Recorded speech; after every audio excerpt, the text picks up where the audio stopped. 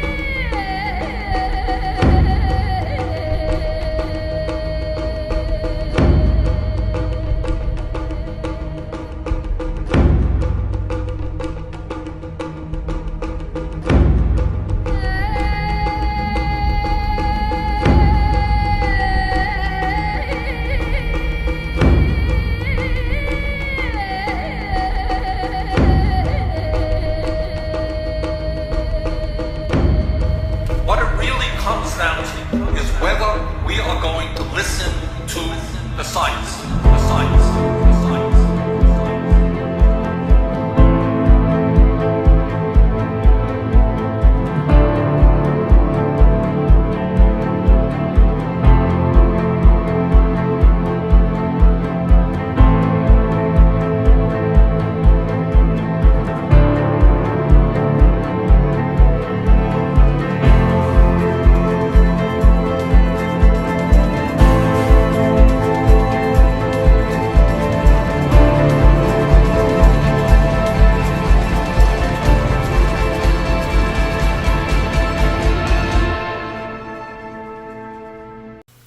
Do we have a too many humans problem or a too many animals problem? Some people would say the problem isn't really animal agriculture, but actually human overpopulation. In 1812, there were 1 billion people on the planet. In 1912, there were 1.5 billion. Then, just 100 years later, our population exploded to 7 billion humans. This number is rightly given a great deal of attention, but an even more important figure when determining world population is the world's 70 billion farm animals humans raise. The human population drinks 5.2 billion gallons of water every day and eats 21 billion pounds of food. But just the world's 1.5 billion cows alone drink 45 billion gallons of water every day and eat 135 billion pounds of food. This isn't so much a human population issue, it's a human eating animals population issue. It's unfortunate, but water is going to be the next thing we go to war over. The status of the world's fresh water supply today is a crisis as big as anything out there. Less than 1% of the world's water is accessible for human use. Populations are going up. As economies grow and countries develop, they use more and more water, and we're polluting what there is, making it less and less accessible.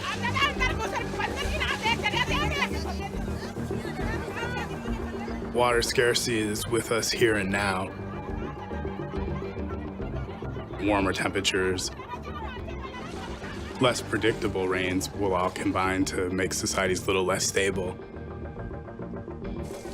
People generally have 3 sets of responses to water scarcity. They can adapt if they have the resources, they can move, or they can suffer and die. And if they're moving, this becomes a security concern worldwide. You may have heard that it takes 1 gallon of water to grow 1 almond. And that sounds like a lot, until you realize that it takes 53 gallons of water to produce 1 egg, while producing 1 glass of milk requires 55 gallons. Getting that chicken breast to your plate took 175 gallons of water, while a hamburger patty requires 660 gallons. Oh, and if you want cheese with that, that's another 50 gallons for 2 slices. Why so much water? Because animals eat massive amounts of soy, corn, alfalfa, and grain, which need water to grow. And in the end, we get a fraction of the nutritional value back for the water used. So, how do we solve the water crisis? Is it by not eating this? Or by not eating this? The average Californian uses about 1,500 gallons per person per day.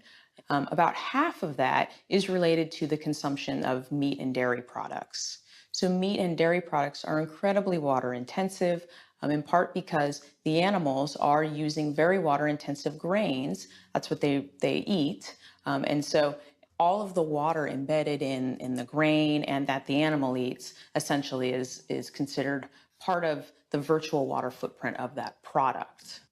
I found out that 1/4 pound hamburger requires over 660 gallons of water to produce. Here I've been taking these short showers trying to save water, and to find out just eating one hamburger is the equivalent of showering 2 entire months.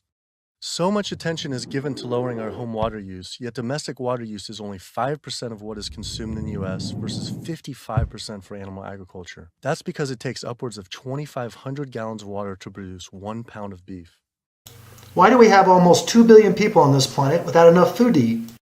What's the best thing you can do to fight world hunger? Go vegan. Correct. And we're gonna tell you why. Starting now. It's no secret that world hunger is a huge, crazy problem that affects people around the world. About 925 million people don't have enough to eat. That's more than the populations of the United States, Canada, and the European Union combined. Every 12 seconds, a child dies from a hunger-related disease. That's about 7,100 children every single day. So what does that have to do with going vegan? Let's say we have 13 pounds of grain.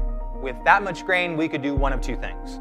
One, we could feed it to a cow and get 1 pound of meat, or we could just feed that grain to an entire village. Looking at it another way, if we had 1 acre of land, we could raise cattle and kill them and get 20 pounds of meat. Or on that same acre of land, we could grow 365 pounds of soybeans and feed 17 times more people. So what's the point? The point is we have enough food on the planet to feed everybody. We already grow enough. But we're feeding it to cows and pigs and chickens, and as a result, we're getting a fraction of the nutritional value back. People deserve better. Help stop the waste of grain and corn and soy and go vegan. It's better for you, it's better for the animals, and it's better for everyone else on this planet. What's the most sustainable way to eat to save our planet? To feed a person on an all plant-based vegan diet for a year requires just 1/6 of an acre of land. To feed that same person on a vegetarian diet that includes eggs and dairy requires 3 times as much land. To feed an average US citizen's high consumption diet of meat, dairy, and eggs requires 18 times as much land. This is because you can produce 37,000 pounds of vegetables on 1.5 acres, but only 375 pounds of meat on that same plot of land. I also learned the comparison doesn't end with land use. A vegan diet produces half as much CO2 as an American omnivore, uses 1/11 the amount of fossil fuels, 1/13 the amount of water, and 1/18 of the amount of land. After adding this all up, I realized I had the choice every single day to save over 1,100 gallons of water, 45 pounds of grain, 30 square feet of forested land, the equivalent of 20 pounds of CO2, and one animal's life every single day. When you start eating a plant-only diet, you'll finally get all the nutrients that you need. 5 frequently asked questions about plant-based diets and health. Are plant-based diets healthy? Yes. Many mainstream health authorities promote plant-based vegan diets. Take Kaiser Permanente, for example, one of the largest HMOs in the United States. Kaiser wants to make plant-based diets the new normal for its patients and employees. Or the chair of Harvard's Department of Nutrition, Dr. Walter Willett, who recommends choosing plant proteins over animal proteins.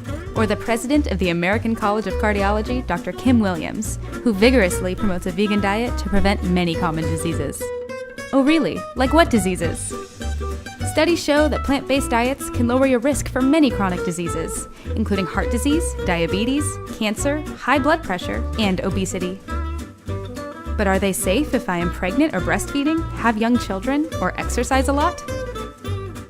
Yep, plant-based diets are good for you too. The American Dietetic Association says plant-based diets are appropriate for individuals during all stages of the life cycle, including pregnancy, lactation, infancy, childhood, adolescence, and for athletes. Where will I get my protein? What about iron and calcium? It's a myth that you need meat to get protein. protein is plentiful in tons of plant-based foods, including beans, whole grains, spinach, broccoli, nuts, seeds, oats, and many other foods. These same foods also contain ample amounts of iron and calcium, as do other veggies like leafy greens. As long as you eat enough food and a variety of plant-based foods, you'll be all set. What about vitamins like B12 and D? Vitamin B12 is made by bacteria living in the soil and in some animals' digestive systems, including our own. But we don't absorb the B12 our body's own bacteria make, so we need to get the vitamin from external sources.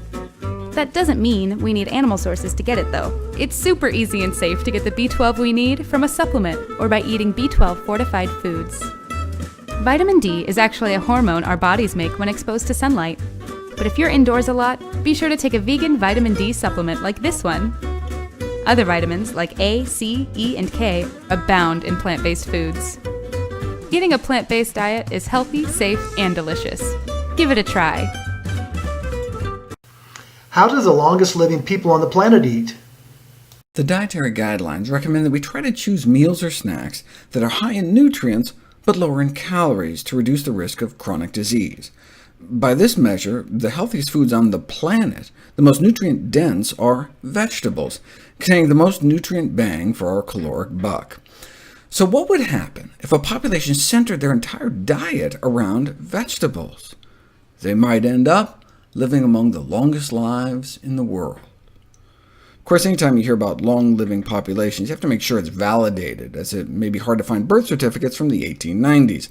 But validation studies suggest that indeed, they really do live that long. The traditional diet in Okinawa is based on vegetables, beans, and other plants. I'm used to seeing the Okinawan diet represented like this, the base being vegetables, beans, and grains, but a substantial contribution from fish and other meat. But a more accurate representation would be this. If you look at their actual dietary intake, we know what they're eating from the U.S. National Archives, because the U.S. military ran Okinawa until it was given back to Japan in '72. And if you look at the traditional diets of more than 2,000 Okinawans, this is how it breaks down. Only 1% of their diet was fish. Less than 1% of their diet was meat, and same with eggs and dairy. So it was more than 96% plant-based, and more than 90% whole food plant-based, very few processed foods either. And not just whole food plant-based, but most of their diet was vegetables, and one vegetable in particular, sweet potatoes. The Okinawan diet was centered around purple and orange sweet potatoes. How delicious is that? Could have been bitter gourd or soursop, but no, sweet potatoes. So it's the one population that lives even longer than the Okinawa Japanese. Don't just eat a 98% meat-free diet, they eat 100% meat-free. The Adventist vegetarians in California, with perhaps the highest life expectancy of any formally described population. Adventist vegetarian men and women lived to be about 83 and 86, comparable to Okinawan women, but better than Okinawan men. The best of the best were Adventist vegetarians who had healthy lifestyles too, like exercising non-smokers, 87 and nearly 90 on average. That's like 10 to 14 years longer than the general population. 10 to 14 extra years on this earth from simple lifestyle choices. And this is happening now, in modern times, whereas Okinawan longevity is now a thing of the past. Okinawa now hosts more than a dozen KFCs. To save our health and to save the planet's health, and to stop the senseless killing of innocent animals, all it will take is one single act.